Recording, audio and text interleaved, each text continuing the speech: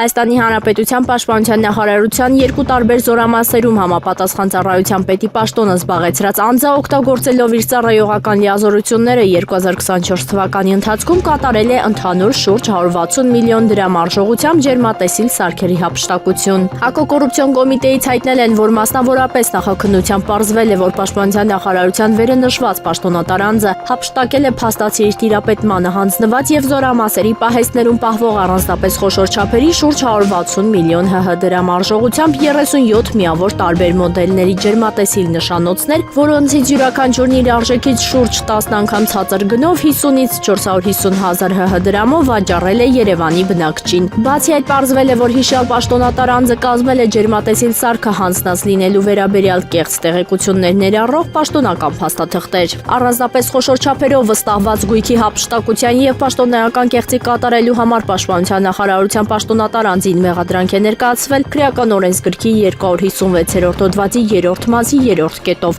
եւ քրեական օրենսգրքի 445-րդ հոդվածի առաջին մասով նրա նկատմամբ որպես խափանման միջոց է ընտրվել կալանքը։ Հանցավոր ճանապարհով ստացված գույք ձեռք բերելու եւ իրացնելու համար քրեական օրենսգրքի 295-րդ հոդվածի 3-րդ մասի 2-րդ կետով մեղադրանք է ներկայացվել նաեւ ջերմատեսիլ սարքերի գնորդին։ Քրեական վարույթով նախաքննությունն ավարտվել է եւ վարույթի նյութերը մեղադրական եզրակացությամբ ուղարկվել են հակակոռուպցիոն դատարան։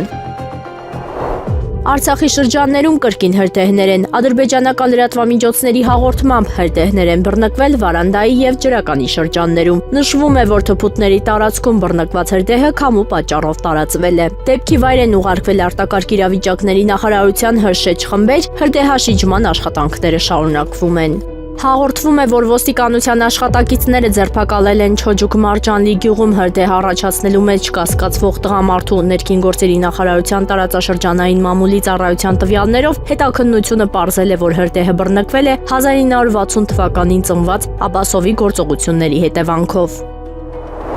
Արցախի վերջին նախագահ Սամվել Շահրամանյանն այսօր դատարանում մեկ անգամ եւս պնդել է պատմաբան Նժդե Հովսեփյանն ու կրթության եւ գիտության նախարարությունը զրպարտել են իրեն, երբ հայոց պատմության 9-րդ դասարանի դասագրքում իրեն են վերագրել Արցախի լուծարումը։ Դասագրքի այս մասի հեղինակ Նժդե Հովսեփյանն իր հերթին հակառակն է ներկայացրել, հիշեցրել, որ իր աղբյուրը եղել է Արցախի տեղեկատվական շտաբը, որն էլ 2023 թվականի սեպտեմբերին հրապարակել էր Շահրամանյանի հրամանագիրը։ Երևանի քաղաքացիական դատարանն այսօր ավարտել է այս քննությունը ու անցել խորհրդակցական սենյակ։ Ինքը Շահրամանյանն այսօր չի ցանկացել պատասխանել լրագրողների հարցերին։ Վճիռը կհրապարակվի 15 աշխատանքային օր հետո գրավոր ընթացակարգով։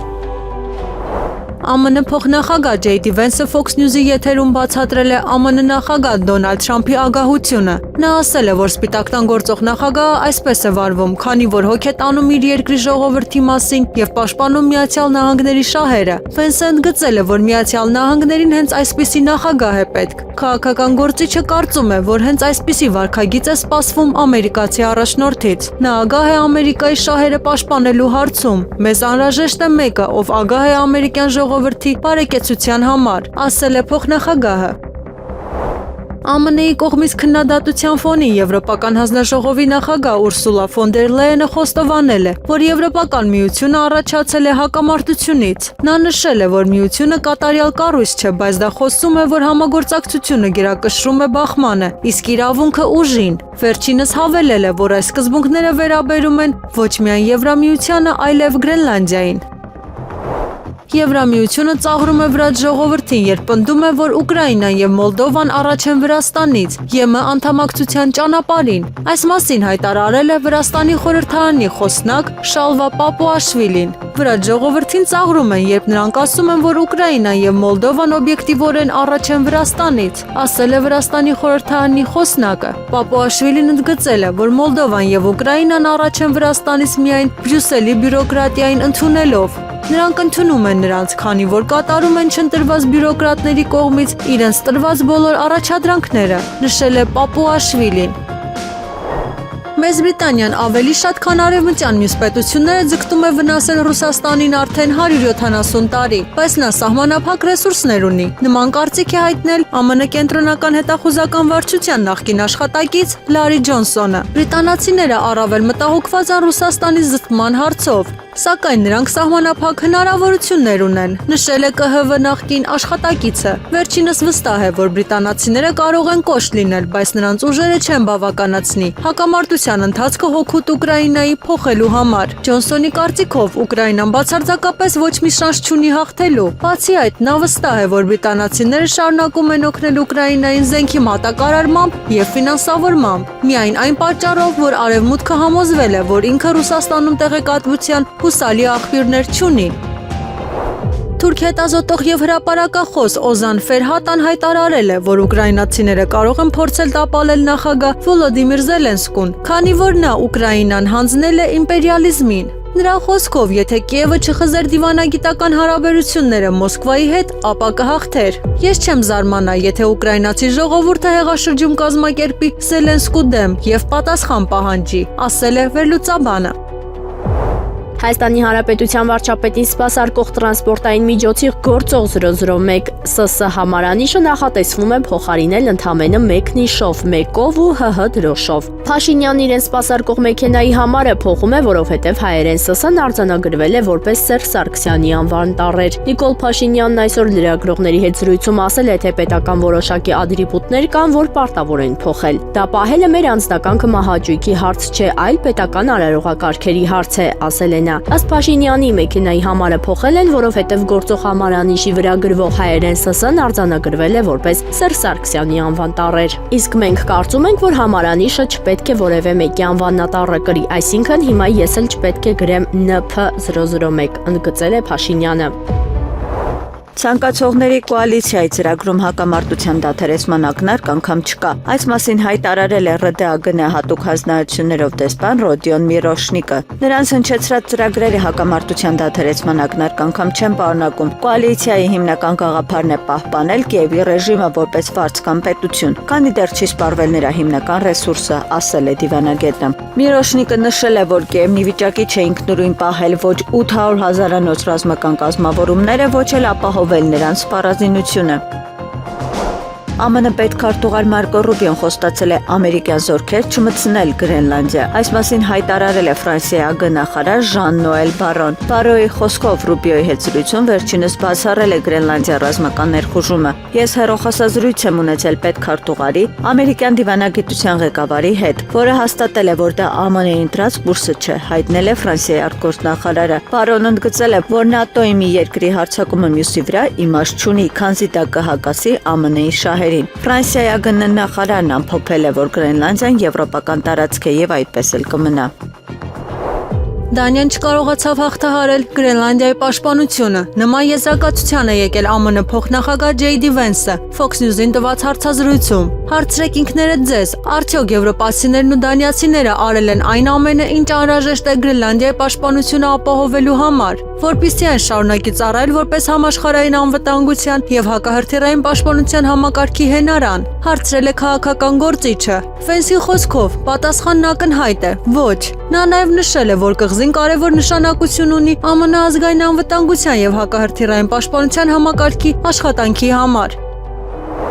Եվրոպան խոստովանել է, որ չի կարող հույս դնել ԱՄՆ-ի վրա ՆԱՏՕ-ի դաշինքի շրջանակներ մի շահերը պաշտպանելու հարցում։ Այս մասին հայտնել է National Interest արևմտյան պարբերականը։ Հոդվածում նշվում է, որ Ֆրանսիայի նախագահ Էմանուել Մակրոնն այդ մասին նախազգուշացրել էր դեռ 6 տարի առաջ։ Հիմա Եվրամիությունը վերջապես ականջալուր եղավ նրա խոսքերին եւ սկսեց իրեն դիտարկել որպես աշխարհաքաղաքական ուժ։ Այս առումով դեկտեմբերին Եվրամիության գագաթնաժողովը շրջադարձային պահեր Ուկրաինայի փլուզման հեռանկարի պատճառով, նշել են լրագրողները։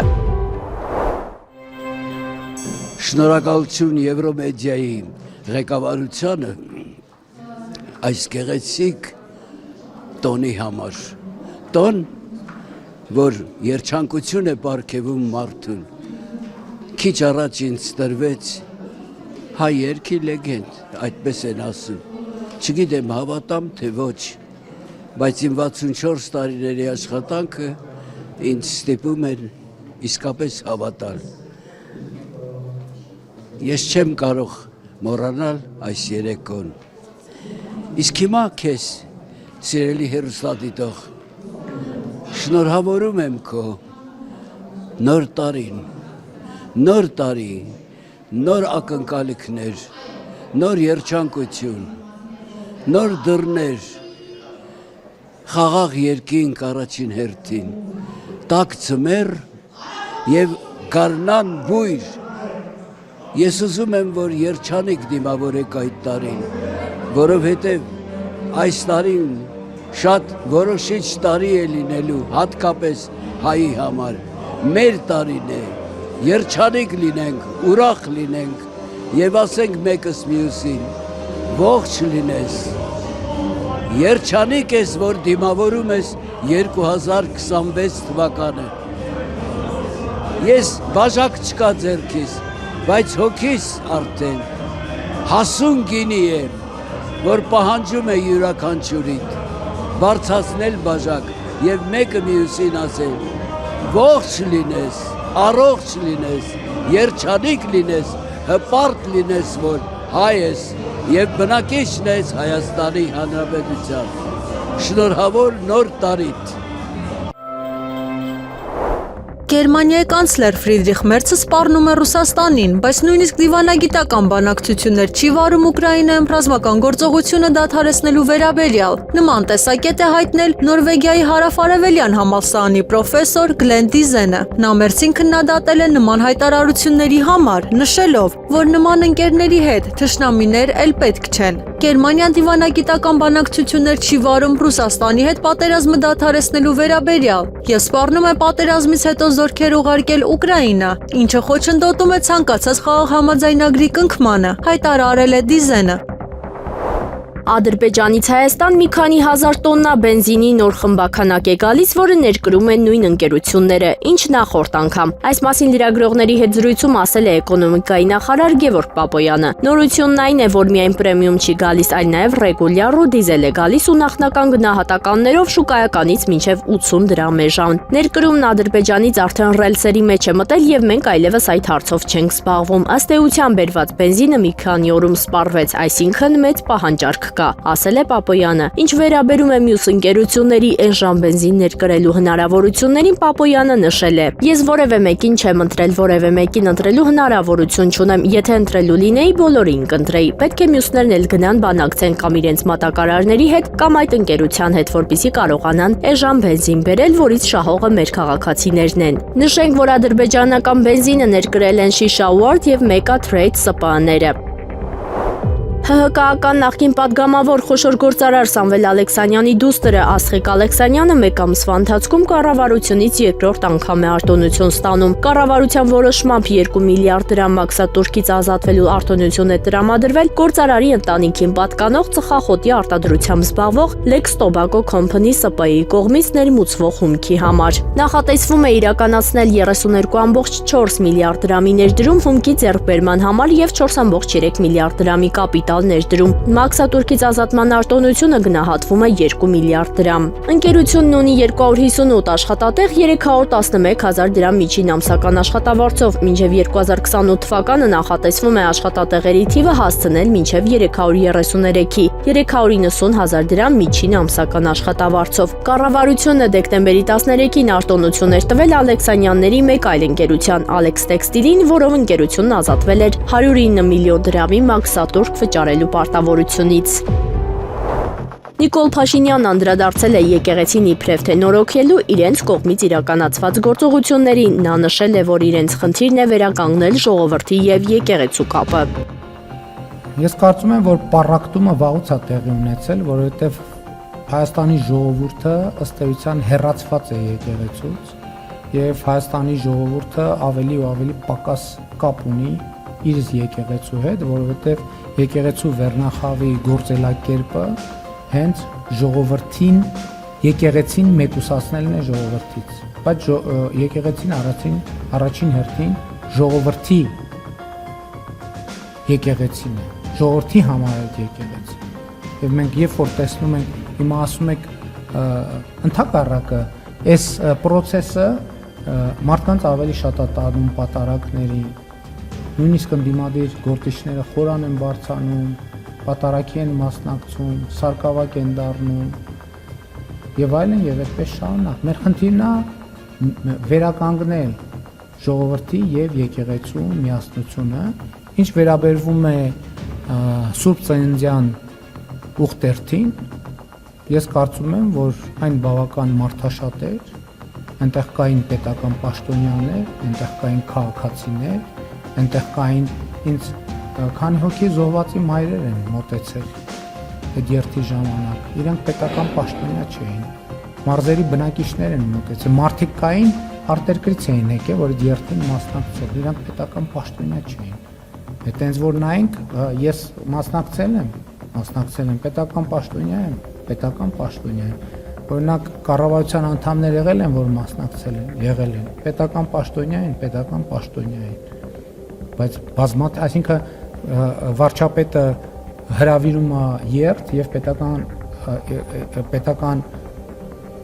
կառավարման թիմակիցները պետք է չմասնակցեն, պետք է բոյկոտեն, բայց չմասնակցեն, պետք է ասեք վարչապետը երթ է հրավիրել, նայեք, պաշտոնյաները մի հատ էլ բան են արել, բոյկոտել են, սա նշանակում է կառավարման ճգնաժամ կա Հայաստանի հանրապետությունում։ Պաշտոնյաներն են մասնակցել, ոչ պաշտոնյաներն են, որովհետև կառավարության ղեկավարը մասնակցում է այդ փաստի բերումով, այսինքն իմ կոչն ա եղել, ես եմ հրավիրել։ Չեմ ասել պաշտոնյաները չգան, ոչ պաշտոնյաները գան։ Հաշվել եք, ով է հաշվել որ մեծամասնություն։ Ես էլ ասում եմ, ճնշող փոքրամասնությունն ա եղել պետական ապարատի աշխատող։ Իրանի հարավ-արևմուտքում Չհարմահալ եւ Բախտիարի նահանգի Լորդեգան քաղաքում տեղի են ունեցել լուրջ բախումներ ցուցարարների եւ իրավապահների միջև։ Թեհրանում լույս տեսնող Ալիկ օրաթերթի գլխավոր խմբագրի հաղորդմամբ զինված անձինք հարձակվել են ոստիկանության աշխատակիցների վրա, մասնավորապես ոստիկանական շենքի։ Բախման հետևանքով առնվազն 2 ոստիկան զոհվել է, իսկ ավելի քան 30-ը վիրավորվել։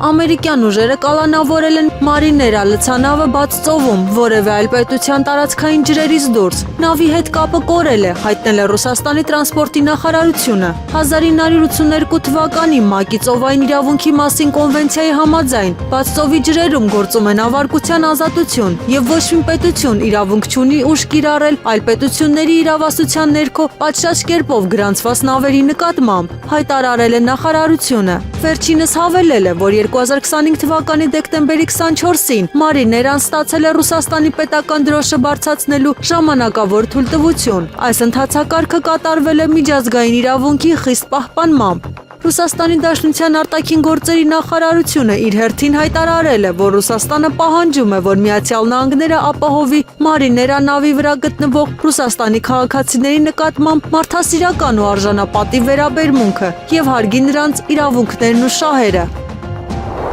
Էներգետիկ ռեսուրսների համար պայքարը կդառնա խիստ մրցակցային եւ արևմտյան երկրները աստիճանաբար կորցնում են այն փաստարկները, որոնք տարիներ շարունակ օգտագործել են այլ երկրներին սպառնալու համար, հայտարարել է Թուրքիայի նախագահ Ռեջեփ Թայիփ Էրդողանը։ Մենք բոլորս հետևում ենք աշխարհի եւ մեր տարածաշրջանի առջեւ ծառացած լուրջ սպառնալիքներին։ Ակնհայտ է, որ էներգետիկ ռեսուրսների համար պայքարում կծավալվի նոր եւ շատ ագրեսիվ մրցակցություն։ Մենք գտնվում ենք ռեսուրսների բաշխման շուրջ դաժան պայքարի մեջ, որի ընթացքում բանակցությունների սեղանի շուրջ չգտնվողները մնում են ընտրացանկում, ասել է Էրդողանը։ Նրա խոսքով 2025 թվականին չնայած մի շարք ճգնաժամերի եւ պատերազմների, Թուրքիան կարողացավ լիովին արդարացնել ժողովրդի վստահությունը։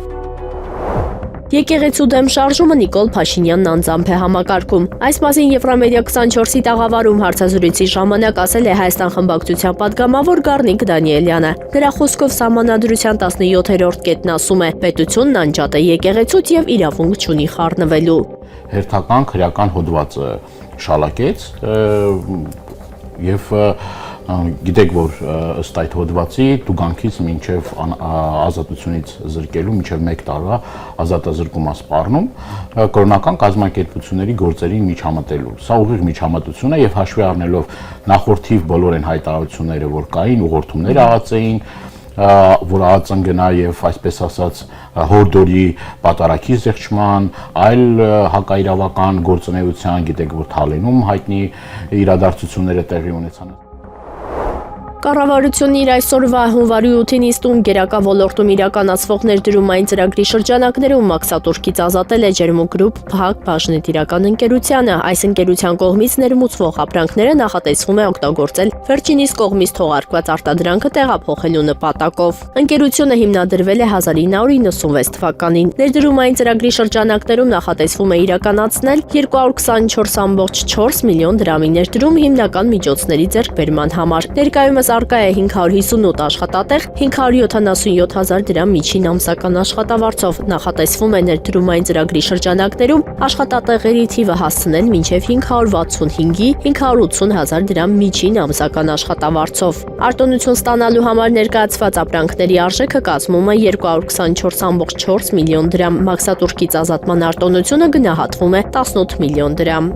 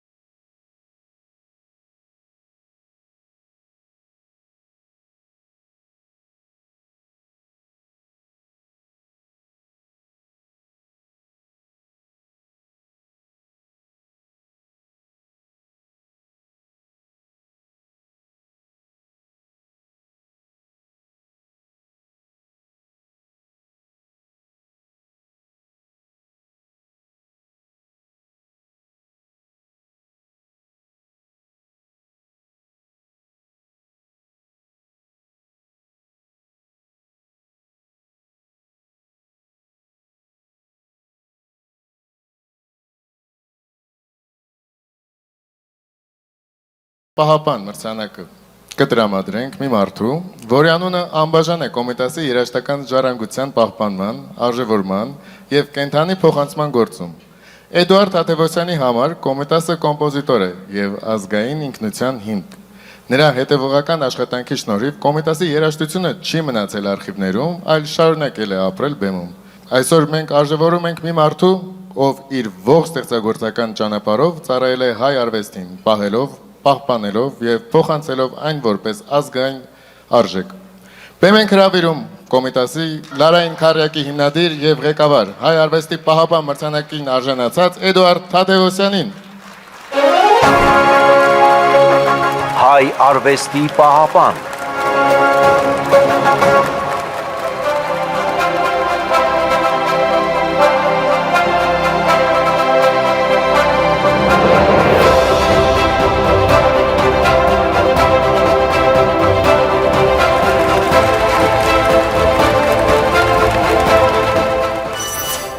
Բարի երեկո սիրելի հայրենակիցներ, երևի ուրեմն արդեն պարզ է, որ խոսել իմ հիմնական մասնագիտությունը չի, բայց ամեն դեպքում մի երկու բառ ասեմ, նախ շնորհավորում եմ ձեր ալիքին մեդիայի Հոբելյանի արթիվ, ծլեք, ծաղկեք, ոնց որ ասում են, հաջողություններ։ Ինչ վերաբերում է ինձ, ես ճիշտ ասած վերջի տարիներին արդեն հարմարվել էի մի մտքի հետ, որ անցած էտապ եմ, բայց այսօր հիշեցրեցին, որ դեռ գործում եմ, եւ ինձ համար սա պատիվ է, որովհետեւ ընդգրկվել եմ մի աստղաբույլի մեջ, փայլուն բժիշկ, հասկանեք, փայլուն երգիչ եւ այլն, եւ սա անգամ իմ տարիքում պարտավորեցնում է։ Քանի գործում եմ, պիտի աշխատեմ, ուրեմն պատվով տանել Կոմիտասի, մեծ Կոմիտասի անունը կրող Լարային Քարյակի ղեկավարի եւ առաջին ջութակարի անունը։ Շնորհակալ եմ։